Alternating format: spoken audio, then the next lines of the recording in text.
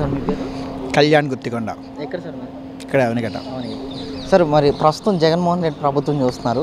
దాదాపు కూడా ఇప్పటికే ఊరు మారిందని చెప్పి కొత్త స్లోగన్ తీసుకొచ్చారు. పరిపాలన అంటే ఇది కదా అని చెప్తూ కూడా ఈరోజు స్కూల్స్ మారినాయి, నాడు నేడు ద్వారా కానీ ప్రజా వైద్యం మారింది, మన జీవితమే మారింది అని చెప్పేసి కూడా మాట్లాడుతున్నారు ఈరోజు. నిజంగా ఈ 5.5 దాదాపు 4.5 ఏళ్ళ నుంచి కూడా చూస్తున్నారు కదా, మరి ఎంతవరకు మార్పు జరిగిందంటారు? ఏం చెప్తారు? ఖచ్చితంగా మారిందండి. మారిందంటే ఎట్లా మారిందంటే బాగున్న రోడ్లు గుంటలేని, ఎల్ఈడి ల్యాంపుల ప్లేస్లో మామూలు గుడ్డి దీపాలు వచ్చినాయి. మళ్ళీ అలా చెప్పుకుంటూ పోతే ప్రతి దాంట్లోనూ మారింది. రైతులకి వ్యవసాయం చేయడానికి నీళ్లు లేవు, నీళ్ళు వచ్చిన తర్వాత వ్యవసాయం చేసిన తర్వాత పంటలు మునిగిపోతే వాళ్ళకి బీమా లేదు. అలాగే ఒక ఎంతో కష్టపడి ఏదో ఈ రకంగా తీసుకొస్తే పంట కొనే నాదుడు లేడు.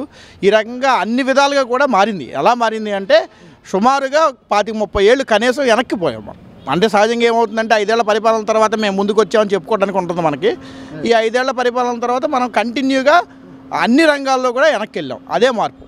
అంటే ఇప్పుడు గతంలో జన్మభూమి కమిటీలు మోసం చేసే ప్రజల్ని ఈరోజు వాలంటీర్ వ్యవస్థ న్యాయం చేస్తుంది, అవినీతి లేకుండా. మీ ఇచ్చే సంక్షేమ పథకాలన్నీ కూడా డైరెక్ట్ అకౌంట్లో పడడం కానీ వాలంటీర్లు డైరెక్ట్గా తీసుకెళ్ళి ఇవ్వడం కానీ జరుగుతుందని చెప్పి మాట్లాడుతున్నారు. దానికి ఏమంటారు? సంక్షేమం అనేది ఇప్పుడు ఏదో కొత్తగా వీళ్ళు క్రియేట్ చేసింది కాదండి. సంక్షేమం అనేది గత స్వాతంత్రం వచ్చిన కాడి నుంచి గత 70 ఏళ్ళగా భారతదేశంలో ప్రభుత్వాలు ఆయా కాలానుగుణంగా పరిస్థితులకు అనుగుణంగా ఎంతో కొంత సంక్షేమం ఇస్తూ ఉంటాయి. పథకాలు మారినాయి, వాటి యొక్క రూపురేఖలు మారినాయి, అప్పుడు పరిస్థితులు సమాజం అనుగుణంగా మారినాయి తప్పితే, పేర్లు అవి మారినాయి తప్పితే సంక్షేమం అనేది ఇది కొత్తగా ఇచ్చేది కాదండి. అప్పుడు ఇచ్చినయే. ఎగ్జాంపుల్ చెప్పాలంటే సామాజిక పెన్షన్లు స్టార్ట్ చేసిందే తెలుగుదేశం ప్రభుత్వం. ఆ రోజు ఎన్టీ రామారావు గారు 30 రూపాయలతో ఆ రోజు ప్రభుత్వం సామాజిక పెన్షన్ స్టార్ట్ చేశారు. తర్వాత చంద్రబాబు నాయుడు గారు 75 రూపాయలు చేశారు. దాన్ని రాజశేఖర రెడ్డి గారు 75 రూపాయల నుంచి 200 చేశారు. కానీ 200 నుంచి 2000 చేసింది మళ్ళీ చంద్రబాబు నాయుడు గారు 2014 నుంచి 19 వరకే. 2000 నుంచి మేము ఇమీడియట్గా గెలవంగానే 3000 చేస్తామని చెప్పి ఈ రోజుకి ఇప్పటికీ 4.5 సంవత్సరాలు ఎలక్షన్లు ఇంకా 2 నెలలకు వచ్చిన తర్వాత దాన్ని 3000 చేయడం జరిగింది. ఈ రకంగా చెప్పుకుంటే సంక్షేమం అనేది, సంక్షేమానికి వీళ్ళకేమీ పెటెంట్ హక్కు ఏమీ లేదు. సంక్షేమం మీద వీళ్ళే సృష్టించినట్టు ఎక్కడ జరగని సంక్షేమం ఇక్కడ జరుగుతుంది కాదు. ఆ మాటకు వస్తే భారతదేశంలో ప్రతి రాష్ట్రంలో కొంచెం అటు ఇటుగా ఇలాంటి పథకాలే అమలవుతున్నాయి సంక్షేమ విషయంలో. అంటే చూస్తున్నాం కదా మనం, నిన్న సుప్రీంకోర్టు తీర్పు విభిన్నమైన తీర్పు, దాదాపు జడ్జీలు ఇద్దరు కూడా వేరుగా తీర్పులు ఇవ్వడం చూసాం. ఇప్పటికే వైసీపీ వాళ్ళు ఎన్నో ఆరోపణలు కానీ వాదనలు కానీ, ఇలాంటి వ్యక్తిని ఎందుకు నమ్మాలి, ఇంకా దొంగ అనే నిరూపణ, దోషి అనేది కూడా ఇంకా నిరూపణ అవ్వలేదు, ఇలాంటివన్నీ ఆరోపణలు చేస్తూ కూడా ఆయన ఇంకా దోషిగానే నిలబడ్డాడు అని చెప్పేసి, వెన్నుపోటు పొడిచిన వ్యక్తి, 6 లక్షల కోట్లు దోచేసిన వ్యక్తి అని చెప్పేసి, 52 రోజులు జైల్లో ఉన్న వ్యక్తి, ఇలాంటి వ్యక్తిని ఎందుకు నమ్మాలి అని చెప్పి కూడా మాట్లాడుతున్నారు. దానికి ఏం చెప్తారు?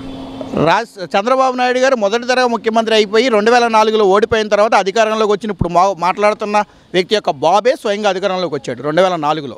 ఆ తర్వాత 2004 నుంచి 2009 వరకు 27 విచారణలు, 58 కమిషన్లు వేశారు. వీటిల్లో ఒక్క దాంట్లో కూడా చంద్రబాబు నాయుడు ప్రభుత్వం అవినీతి అక్రమాలు చేసినట్టు ప్రూవ్ చేయలేక హైకోర్టులోనూ సుప్రీంకోర్టులోనూ కేసులు వేసి విత్డ్రా చేసుకున్న చరిత్ర ఉంది. అది గడిచిన చరిత్ర.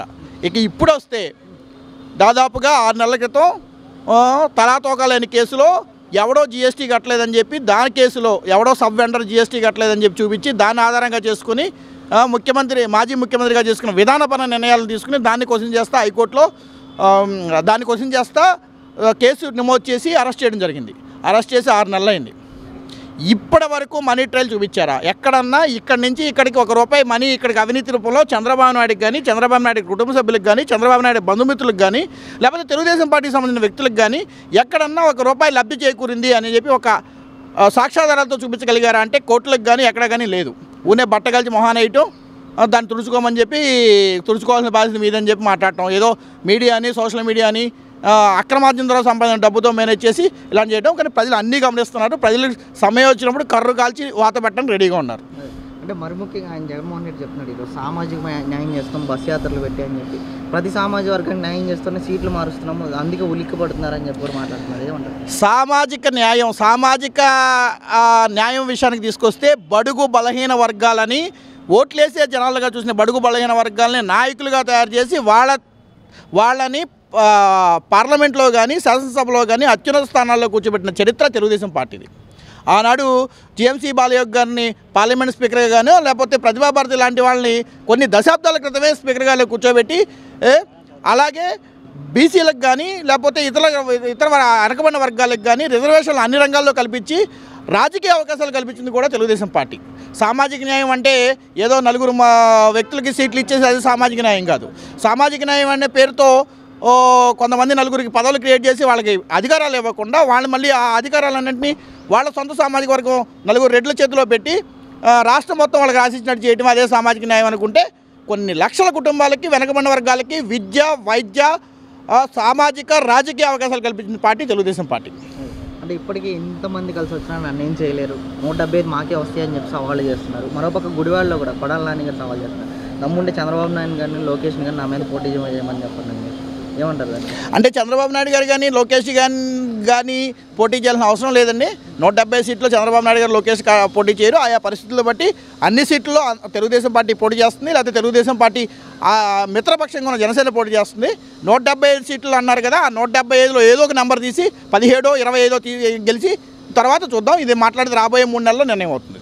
అంటే ఇప్పటికే కొందరు మంత్రులు కానీ ఎంపీలు కానీ ఈరోజు కేసీఆర్ నాని గారు కూడా బయటకు వచ్చి మాట్లాడుతున్నారు. టీడీపీ అనేది దోచుకునే పార్టీ, చంద్రబాబు నాయుడు పచ్చి మోసగాడని నాకు ఇప్పుడే తెలిసిందని చెప్పి అమరావతిని ఒక రియల్ ఎస్టేట్ వ్యాపారంగా మార్చుకున్నారని చెప్పి కూడా చాలా ఆరోపణలు చేస్తున్నారు. ఏం చెప్తారండి? అమరావతి అనేది ఆంధ్రప్రదేశ్ రాష్ట్ర రాజధాని అండి. అమరావతి అనేది రియల్ ఎస్టేట్ సంస్థ అయితే ఈ రకంగా ఉండదు.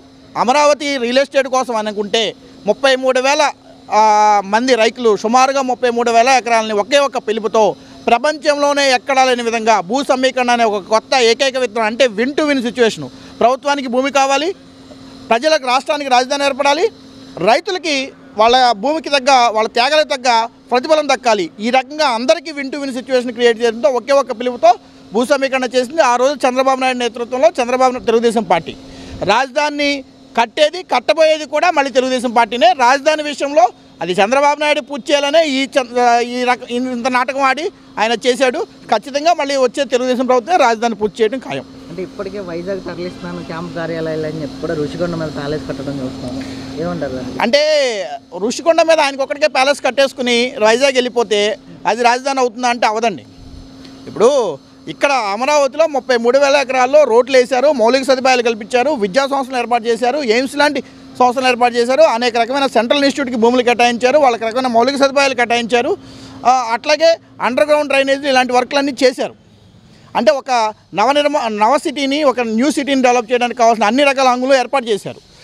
దాన్నే ఇక్కడ ఏమీ వీళ్ళు చేయలేని వాళ్ళు ఏమీ లేని చోట వైజాగ్లో ఒక ప్యాలెస్ కట్టుకుని ఆయన ఉండటానికి మాత్రం ఉండి, అది కూడా సీవీ ప్యాలెస్ ఒకటి కట్టుకుని ఇదే రాజధాని అనుకుంటే అది ప్రజల్ని ఖచ్చితంగా మోసం చేయడమే.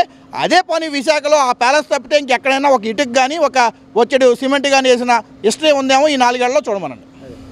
కనీసం 3 రాజధానుల పేరు పెట్టి ప్రజల్ని ఎంత మభ్యపెట్టారంటే న్యాయ రాజధానిగా కర్నూలుని అనౌన్స్ చేసి హైకోర్టు మార్చాలి అని చెప్పి ఇప్పటివరకు రాష్ట్ర ప్రభుత్వం నుంచి ఎటువంటి వినతి లేకుండా 4.5 ఏళ్ళు గడిపేశారు.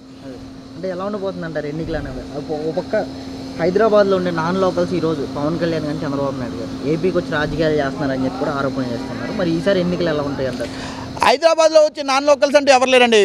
ఇక్కడ అవకాశాలు లేక అందరూ ప్రతి ఒక్క కుటుంబం హైదరాబాద్లో ఉంటుంది. వాళ్ళు హైదరాబాద్ ఏమి నాన్ లోకల్ ఏం కాదు. హైదరాబాద్ 60 ఏళ్లగా కంబైన్డ్ ఆంధ్రప్రదేశ్కి ఈ ప్రాంతానికి రాజధానిగా ఉంది. ఇక్కడ ప్రతి ఒక్కళ్ళు కూడా ఉపాధి, విద్య, వ్యాపార అవకాశాల కోసం హైదరాబాద్ని ఎంచుకునేవాళ్ళు. ఇక్కడ చంద్రబాబు నాయుడు వాళ్ళ రకం కాదు. ఇక రాబోయే ఎన్నికలు అనేది ఒకే ఒక్క సింగిల్ పాయింట్ ఏదంటే జరగనున్నాయి. జగన్ ఉండాలా వద్దా, జగన్ ఇంటికి పంపిస్తాం ఏకైక లక్ష్యంగా ప్రజలు తీర్పే ఉండదు. మిగిలిన పొత్తులు, లెక్కలు ఇవన్నీ ఏం పనిచేయవు.